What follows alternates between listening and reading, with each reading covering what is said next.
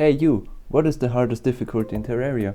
Master mode? Or some of you might even say legendary mode? The secret difficulty that is only available on some secret seeds such as for the Worthy or Get Fixed Boy. But once we activate modded, there are a lot more options, such as the infamous Infernum or Masochist mode from Fargos. But what do you do once you've beaten those? Well, for me personally, I just activated a lot of mods and then decided I'd just take Infernum and Legendary and throw them together. And because I like torturing myself, I forced myself to only play a specific subclass that I'm gonna roll right now.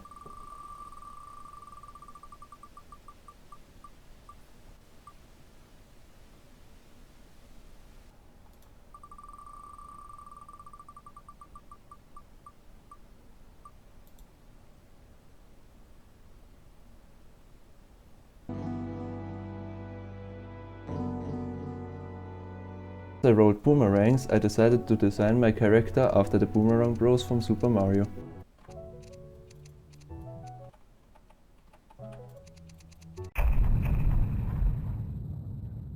Nothing quite like a new world. Also, another thing that I instantly noticed upon joining the world is that my map somehow came pre-generated, but it isn't very accurate. The planetoids and the abyss are very off.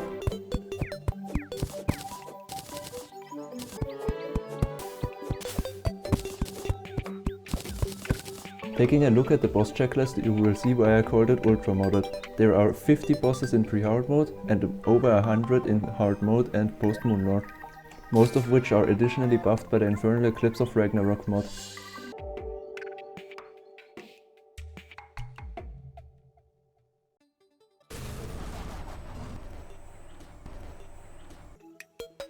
Now it was time to renovate the pre-generated house from Secrets of the Shadows.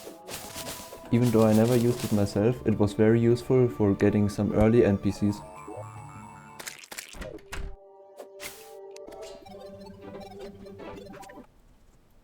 Okay, so it looks like that I'm massively lacking in terms of weapons.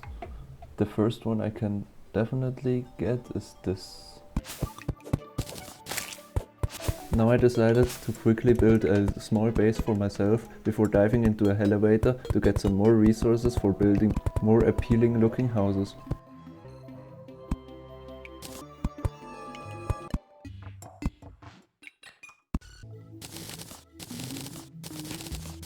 Around this time I also discovered my first summoning item for the first boss.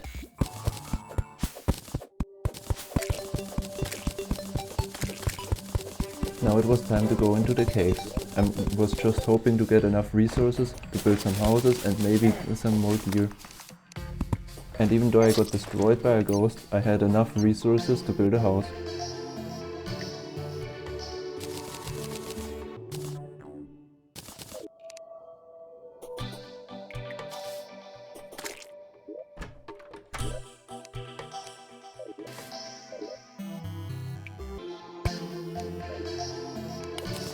And once I made the Secrets of the Shadows house livable again for 2 NPCs, I decided on a place to build a house big enough for 3 NPCs.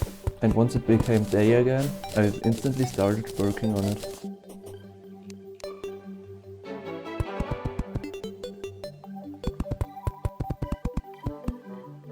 And after building for half the day and cutting away all of it, both the painter and the ammunition seller moved into the house.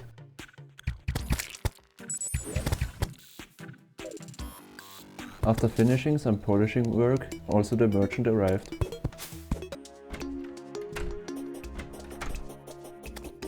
Now take a good look at what the merchant sells. We are gonna use one of the things later on. Unfortunately, the painter moving in meant that I didn't have enough housing for the NPC to move in that I actually needed, so I forced the guide to be a roommate with him.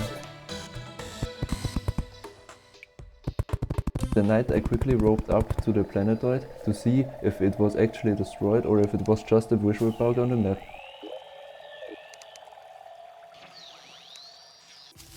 And after another more or less successful dive into the caves,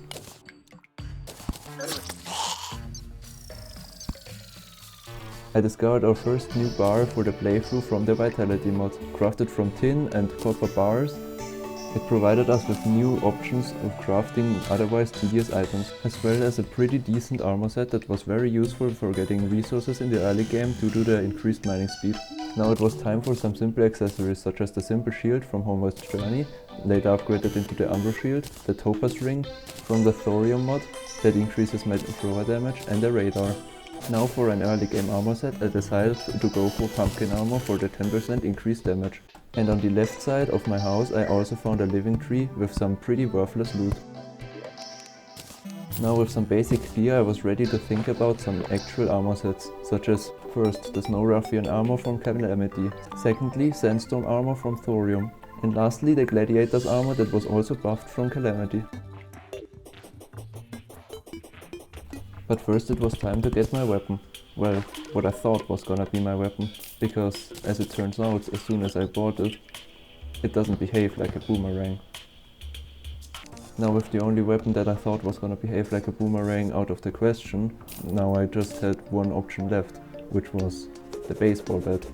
And even though I have to admit that it isn't like a typical boomerang, it does bounce back, and it is the only weapon that I have available at this point. So this is the only exception that I'm gonna make in this entire playthrough in terms of weapons. Early on after using the weapon I already recognized its biggest weaknesses, which was I and the enemy would have to stand relatively still in order to hit anything. As soon as I fought a slime that was just jumping around, I couldn't hit it anymore. But that was a problem for later. For now I just wanted to get my armor set. I decided that the Snow Ruffian armor was probably gonna be the easiest to farm. Before long I discovered new materials from Secrets of the Shadows and other mods. Don't worry though, I will be mentioning it anytime I find anything that is relevant for our gear.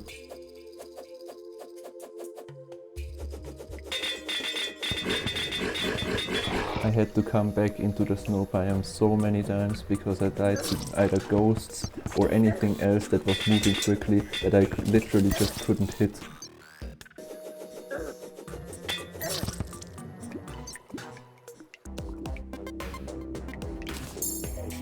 But at least I found some pretty decent loot on the ways back because I chose a different path every time.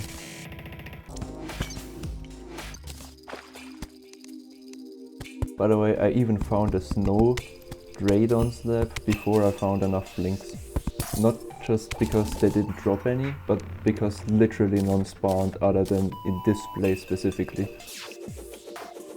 Also I had to build the Tower of Doom to hit the flinks because the character can only throw the baseballs up and I cannot throw them at the flinks. I have to throw them up and then hit them with the baseball bat, which was very unnecessarily tedious, but I got it to work eventually.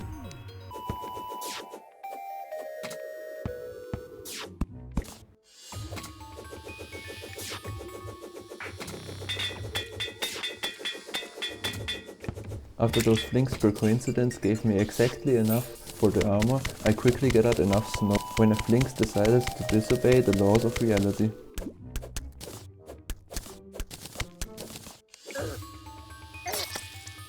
After spending way too much time looking at what possible accessories I could eventually make, I finally went up to make my armor.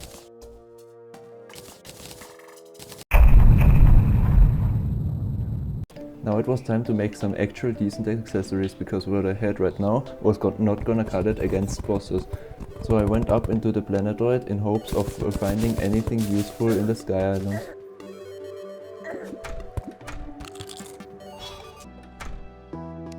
After completely robbing Draydon, I went outside the planetoid and tried my best to fly over to the Sky Islands when I realized all the Sky Island chests are now locked behind dungeon keys. Did someone say bees? What? No, I said keys. Oh shit.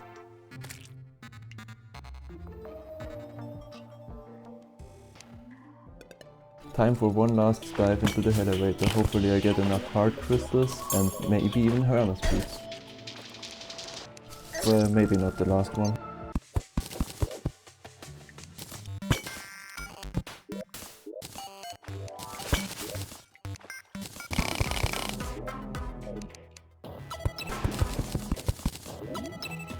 Well, that was more or less successful. No Hermes boots though, so I'm gonna have to craft them. And... ah shit, I forgot about the cacti.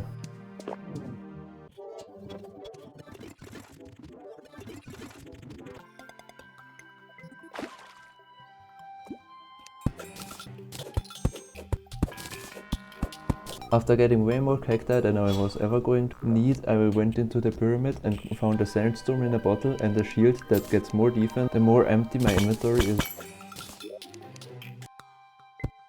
And while I didn't expect to survive long in the underground desert, I didn't expect to die to the literally first cacti that I found.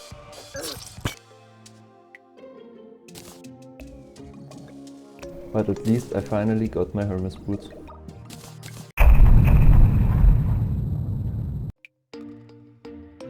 In order to save resources, I decided to make my arena out of wolfram blocks, since those are relatively easy to craft. So it turns out the arena building wasn't very interesting, so I just split it up. And I just wanna say thank you for watching the video.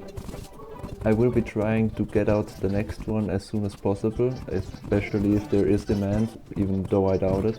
And I will be providing a list of all my accessories and weapons that I used for each boss and for each point of progression, and rank them on how good they are.